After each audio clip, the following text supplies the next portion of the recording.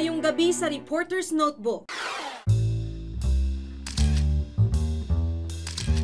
Pagpuksa sa pagkalat ng malalaswang babasahin, puspusan o hingas kugon lang.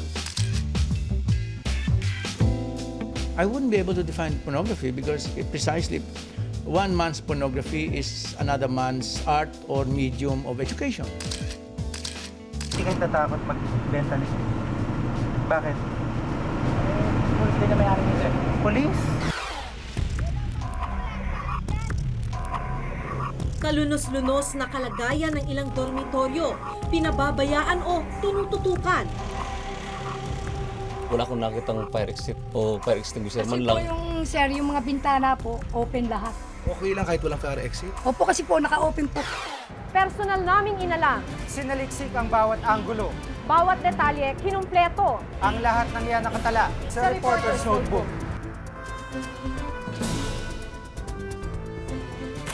Naging maigting noon ang kampanya laban sa mga tinaguriang malalaswang babasahin. Pero ngayon, unti-unting bumabalik sa sirkulasyon ang mga ito. Wala bang regulasyong ipinatutupad para sa mga ito?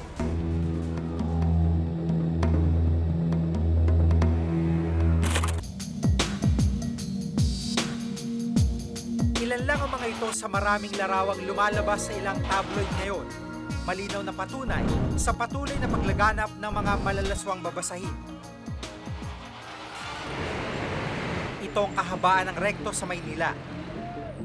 Marami rito, nagbebenta na malalaswang babasahin, mapatabloid man o magazine. Pero kung nooy mas bulgar ang bentahan ng mga porn material, ngayon, patago o pasimple nang mabibili ang mga ito. Marami daw binibenta na malalaswang tabloid dito sa kahabaan ng Quirino Avenue, dito sa Paco, Maynila. Kaya susubukan nating bumili kung madali nga ba makabili ng mga ito kahit na ipinagbabawal pa sila. Meron ba kayo sagad? Meron kayo sagad? Wala? Sa meron? Ayan o. Hoy! Pabiling sagad. Magkano? Bakit mahirap bumili?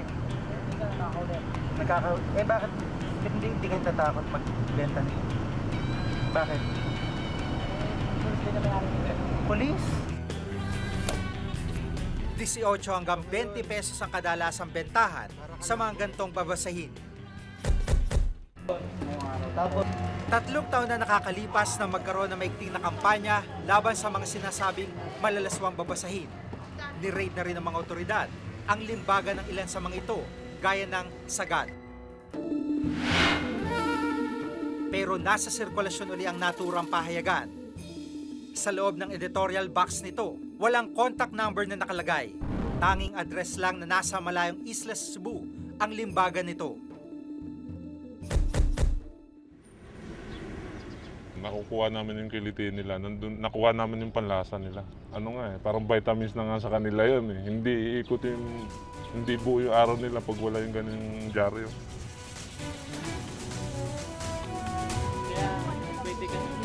May mga protector daw kasi ang mga publisher ng malalaswang babasahin mula sa mga pulis at lokal na pamahalaan.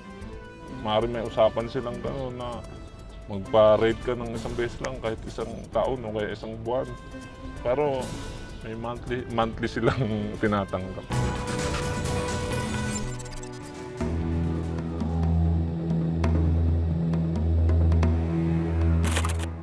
Nakilala namin ang isa sa mga dating manunulat ng Sagad.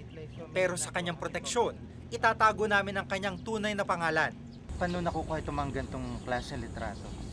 Kinukuha to sa internet. Tapos yung layouting, pagsusulat pa paano? Sa internet cafe kami ako. Tapos yung mga illustrator sa bahay nila. Aminado si Vincent, illegal ang operasyon ng dyaryo. Ang mga pangalan nakalagay daw sa editorial box nito, peke o inimbento lang. Nakikita mo, walang date.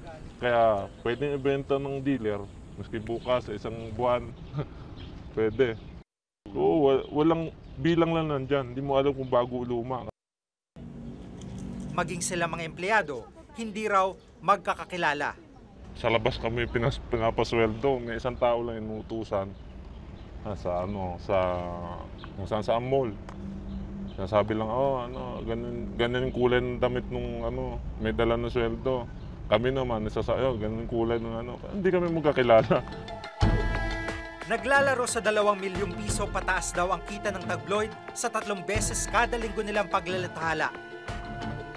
Dumating ang panahon, umalis din sa sagad si Vincent. Nakakalimutan ko ng magsimba. Kasi parang nakikipagplastikan ako sa Diyos eh.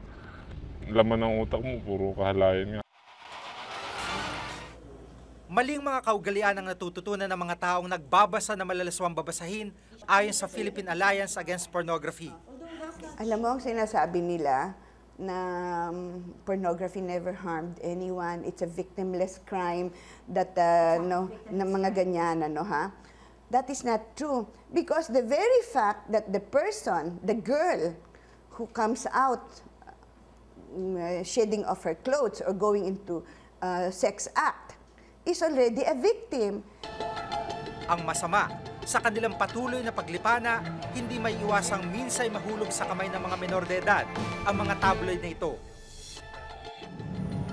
Tulad na lang ni Francis, 15 taong gulang, na magsimulang bumilit mangolekta ng mga inaamin niyang pornographic materials.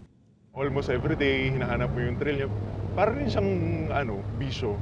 Pagka uwi sa bahay, unahin mo muna yung porn mo, ganyan, kaysa pag-aaral. Pero huminto na raw siya sa ganito nang maging negatibo na raw ang epekto sa kanya ng mga binibili. Instead na araw-araw, parang konti-konti mo na siya, up to the point na wala na talaga sa adult. Pero siyempre, mas mahirap right now na talagang totally wala. Mas malakas talaga yung temptasyon. Sa akin, the answer is education. Bahala na ang guardians nitong mga minors na ito. Base naman sa pananaliksik ng Philippine Alliance Against Pornography, mataas ang mga kaso ng rape at pangmumolestya sa mga lugar na bukas sa pornografiya. We have many studies from abroad where they sell all these pornographic materials. Crime rates went up. Ayon sa pulisya, sa ilang kaso o krimeng kanilang hinahawakan, exposed sa pornografiya ang mga suspect. During the conduct of the investigation, pero hindi naman din alam ng victim na nagbabasa yun ng pornographic material. Pero meron yung panonoodin muna ako ng porno. Hindi nalalayo rito ang kwento ng 28 anyos na si Tonyo. Aminadong nanggalaw siya ng 15 anyos na babae matapos magbasa ng malalaswang dyaryo. Umiinit siya, umiinit din ako. Parang wala na kami pakialam sa isa't isa. Basta gawin lang namin. Gusto kong gayahin yung nakikita ko. Hindi siya kinasuhan, pero pinalaya siya sa kanilang lugar. Gusto ng magulang, paalisin na lang ako para walang problema. Hindi tulad ng pelikula at telebisyon, walang opisyal na grupong tumututok at nagbabantay sa mga inilalabas ng anumang publikasyon. The print media are not franchised. The broadcast media are. And therefore subject to government regulations. The print media are left to themselves, to police themselves. Ang pulisya may kapangyarihang manghuli ng mga paggawa ng pornographic materials. Pero sa umpisa lang daw ng kampanya, sila nagiging aktibo. Kasi minsan, hingas-gugon lang ang ginagawa ng iba nating So sabihin, pagka meron lang umalingaw-ngaw, pag meron lang nagsasalita sa media, nasabihin na, mag-operate tayo. Aminado rin ng pulisya na kulang sa ngipin ng batas kaugnay sa malalaswang babasahin. Ang revised penal code lang ang batas na gumagabay sa mga otoridad. Pagkakakulong ng mula 6 hanggang 12 taon lang din ang parusa sa sinumang mahuhuling lumalabag sa batas. Ayon pa sa CIDG, wala rin namang nakukulong sa kasong ito. Kulang sa tit. Kulang. Kasi fine lang yung iba eh. We would also like to have legislations. Pero mas malalim ang dahilan ayon kay Vincent. May mga protector daw kasi ang mga publisher ng malalaswang babasahin mula sa mga pulis at lokal na pamahalaan. Maaaring may usapan silang na magpa-raid ka ng isang beses lang kahit isang taon o kaya isang buwan. Pero may monthly silang tinatanggap. Bukod sa malalaswang tabloid, hindi rin nakakalusot sa mapanuring mata ng mga konserbatibo ang mga sexing larawang inilalathala sa maraming men's magazines ngayon. Human body is art. Love is art. Sex is beautiful. There's nothing wrong. But when when your intention is to titillate, to make it erotic, to what? You come out with the photos in the tabloids of a man licking the woman or the woman licking the woman. Is that art? Ang ilang men's magazines pinaninindigan namang malayo sila sa pagiging malaswa at pornographic. Kampante naman kami na hindi kami exploitative. At ginawa lahat yon, cliché man sabihin, for art's sake.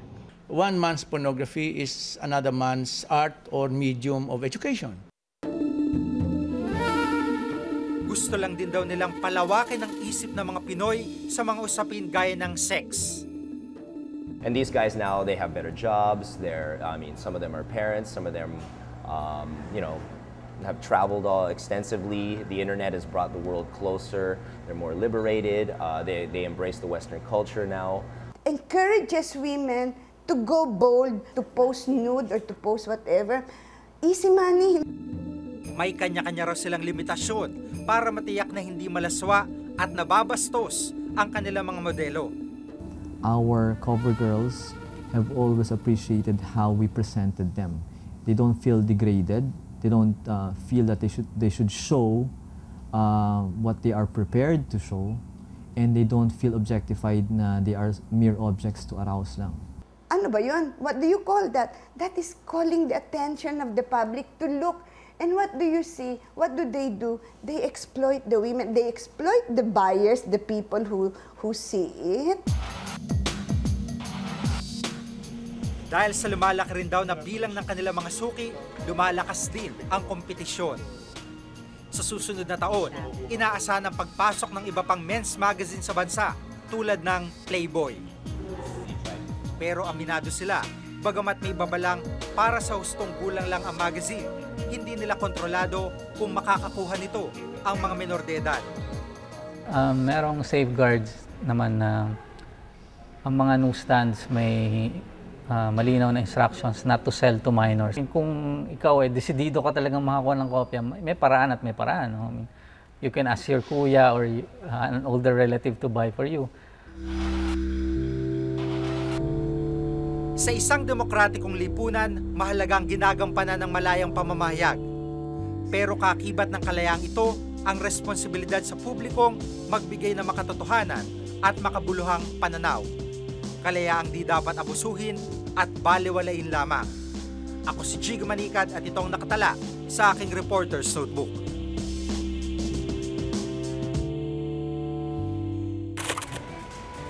Sa kalye ng R. Hidalgo sa May Quiapo, nagkalat din ang mga paupahan. Kung itinayo noong panahon ng Amerikano ang dormitoryo ko noon, karamihan naman sa mga bahay dito sa R. Hidalgo, itinayo noong panahon pa ng Kastila. Nakita po niyo, naka-open po lahat. Okay lang kahit walang fire exit? Opo, kasi po naka-open po kayo. Nakita po niyo yung bintana sa harapan. Open po na open eh. Tsaka po yung door na yun, open din po. Kaya lang, naglalaba lang po kasi ako dyan. Mga paupahang kwartong bulok, masikip at mapanganib. Para sa murang renta, mala-impyernong kalagayan naman ang kapalit. Sa report ni Oscar Oida, siyasatin kung paano binabantayan ng mga kinauukulan ang kalagayan ng mga mag-aaral na nakatira sa mga ito.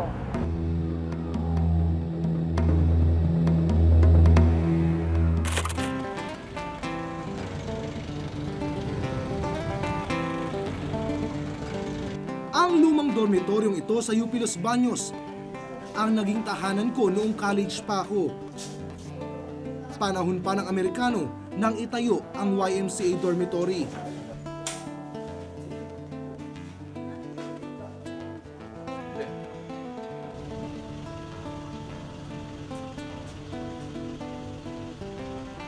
Ito yung looban ng dorm namin. Medyo kami kalumaan na talaga. No? Lahat kami dati dito, puro lalaki. Panlalaki ito dati. Pero mga ilang taon na nakakalipas, ginawa na itong pambabae. Sa aking muling pagbisita dito matapos ang 10 taon, nagbalik sa akin ang alaala ng hirap at sarap ng buhay estudyante sa dorm. Pupunta natin ngayon dito yung kasamahan ko dito sa dorm noon pang college. Medyo nag-enjoy siya ng gusto dito, hindi na siya umalis. Ito yung kwarto ni Aman. Aman! Oh! Idol! Idol! Basta ha? Ba't ka dito? Dito ka pa rin nakatira ha? Ano? Si Aman nga pala. Ito yung dormmate ko to nung college pa. Hindi na siya umalis dito. Hello? Sa kwartong ito, inabutan ko ang grupo ng mga estudyanteng nagkakasiyahan. Sa paglipas ng panahon, nagbago man ang mga taong tumutuloy sa dormitoryong ito, hindi naman nagbago ang mga samahang dito'y nabubuo. Kung tutuusin, maswerte pa ako kumpara sa ilang estudyanteng nagdo-dorm ngayon.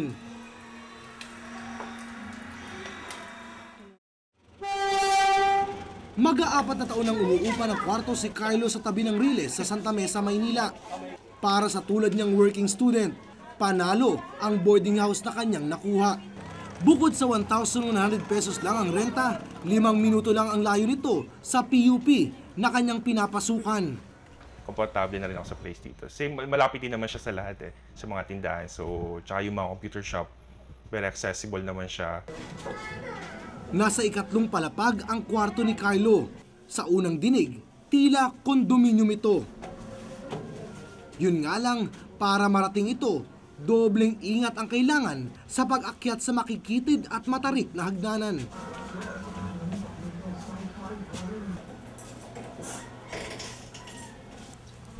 Masikip ang kwarto ni Carlo na inilaan para sa 2 tao. Wala rin itong bintana kaya ang hangin nakukulob. Hindi maiwasang marinig ang ingay sa mga katabing silid. Plywood lang kasi ang pagitan ng mga ito. Ang palapag na yon, pilit hinati ng may-ari sa 5 kwarto.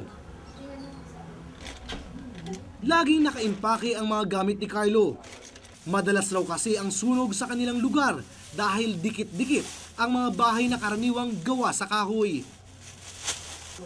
Tandang-tanda pa nga niya nang minsang muntik masunog ang kanyang inuupahan. Medyo may phobia na rin ako ng sunog dati. Paraning na rin ako. Pero hindi ka na kasi masunog to yung boarding house na to. Halos katapat lang namin yung sunog. Hindi ako prepare nun. Sakala ako naganda na malapit na yung sunog sana. Pero sa kabila ng kanyang paghahanda, di pa rin maalis ang pangamba niyang baka magkasunog. Yun yung iniisip namin, kalilipat lang namin dito sa taas. So medyo delikado talaga. So pag nagkasunog, hindi ko pa rin alam kung anong gagawin ko. Kasi napakano yung mga bahay dito, yung mga daan na makikita mo naman talaga. Medyo delikado talaga. Napakakipot ng mga daan na dito. Problema rin ang seguridad sa paligid. Sa environment dito, syempre yung mga makakasalubong mga tao dito. Syempre di mo sila kilala. Marami syempre yung usual na yung mga may addict dito. Nang lumobo ang populasyon ng estudyante sa Maynila, nagsulputan ring parang kabuti ang mga dormitoryo at mga boarding house sa lungsod. Karamihan dito, illegal. Si Manggardo, 20 taon nang nagpapaupa ng kwarto na walang permit. Minsan na raw siyang kumuha ng permit pero hindi na niya inulit. Ang daming proseso, ang daming babayaran. Pangit man sabihin, hindi lahat naman is kumukuha ng permit dito. Parang, kaya hindi na rin ako kumuha nung time nung huli dahil wala naman kaming kinikita rin. Sa kasalukuyan, may 17 kwarto at 60 bed spacer na pinapamahalaan ang kanyang pamilya. Bentahin niya ang murang renta. 2,000 pesos bawat kwarto habang 750 pesos hanggang 850 pesos naman kapag bed space lang. Alam ko ang PUP pang mahirap lang. Karamihan, hindi naman lahat. Siyempre, mga galing probinsya yan.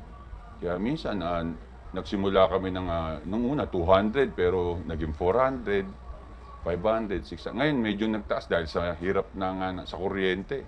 Pero kami pa rin halos pinakamababa ngayon, nag-750 ko. Nag-ikot ang Reporter's Notebook sa Maynila para alamin kung gaano katalamak ang mga iligal na dormitoryo at paupahan dito. Sa Sampaloc, kahit ang mga lumang bahay, pinauupahan. Dito sa 1-1, ano yung kasama mo dito? Ano lang, plancha at Tubig, panligo. Hindi kasali na yun. Ay, yung appliances, plancha, electric pa na ang pwede mo ilagay. Ilan ba kayo dapat? Pawang madilim, mabaho, masikip at mainit ang mga kwarto. Sa itsura pa lang, tila babagsak anumang oras ang hilera ng mga bahay na ito dahil sa kabulukan. Laking gulat namin nang aming matuklasan na pinauupahan ang mga kwarto rito. Magkano po? 1.5. Bababa kami sa dalawa. Wala na, ganun sa mababa. Pero nang aming balikan ng bahay, dala ang malaking kamera.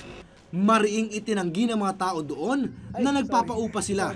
Sa GMA 7 po kami. May mga borders po ba kayo? Wala.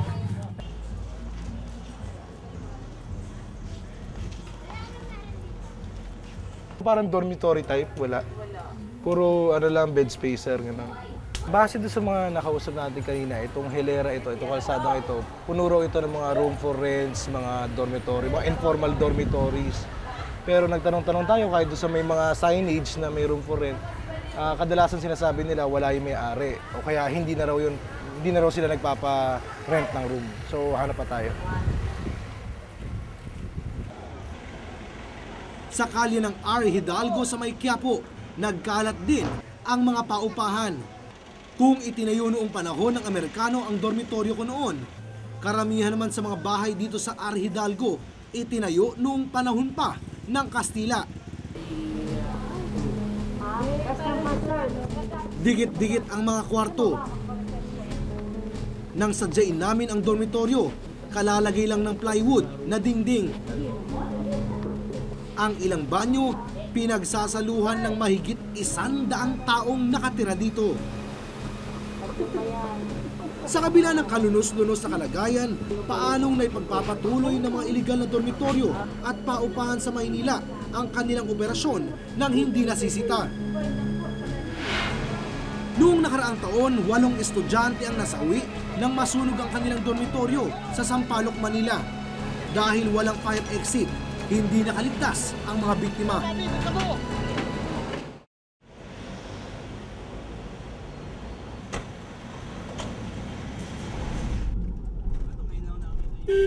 Sinamahan namin ng Bureau of Fire Protection sa isa sa kanilang inspeksyon.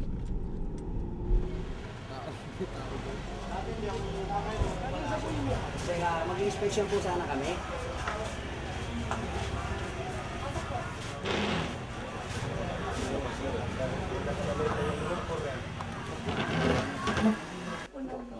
Nakita po namin sa labas niyo, meron kayo nakapaskil. Opo, meron pong nilagay po. Pero yung po kasi pong yung pinsan ko, nilagay po yun, nakala niya meron. Pero kami lang po magpapamilagasin po kasi kami na province, Ilocos. Akala lang niya for rent. Oho. Pero hindi siya for rent. Oho. Sir, ano pong nakikita niyo yung obvious nakita niyo merong...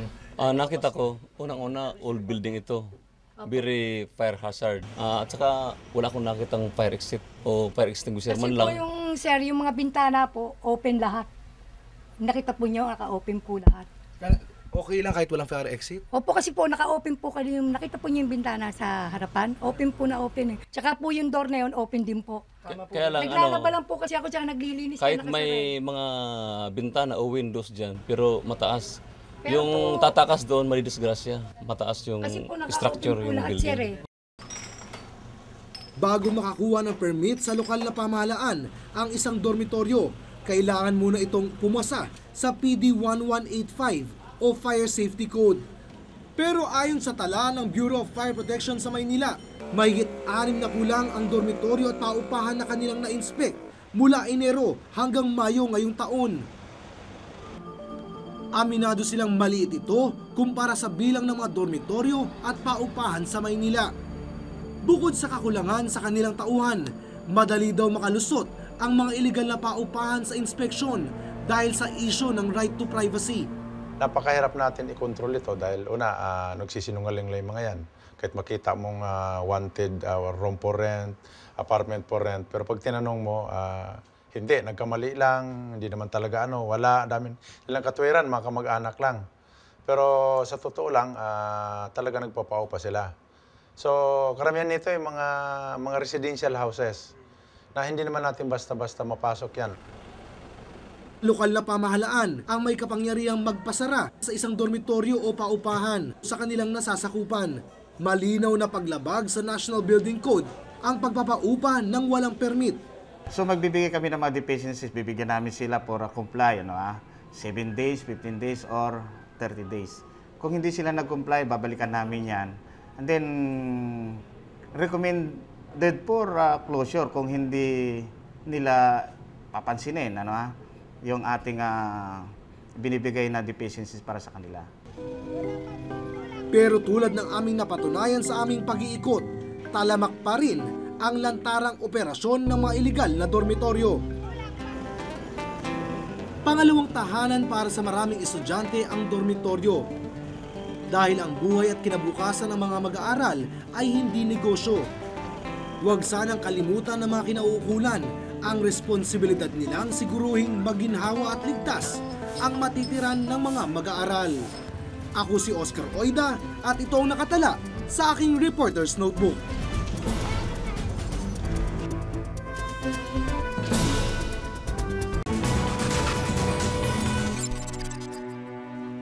Kung may nais kayong ipasiyasat na issue balita, maaari kayong tumawag sa aming numerong 982-7777 Local 1424. Maaari rin po kayong mag-email sa reportersnotebook@gmanetwork.com. Para sa malalimang pagtingin sa mga issue at balita, samahan niyo po kaming muli hanggang sa susunod na Martes. Ako si Maki Pulido. Ako si Jigo Malikat at ito ang Reporter's Notebook.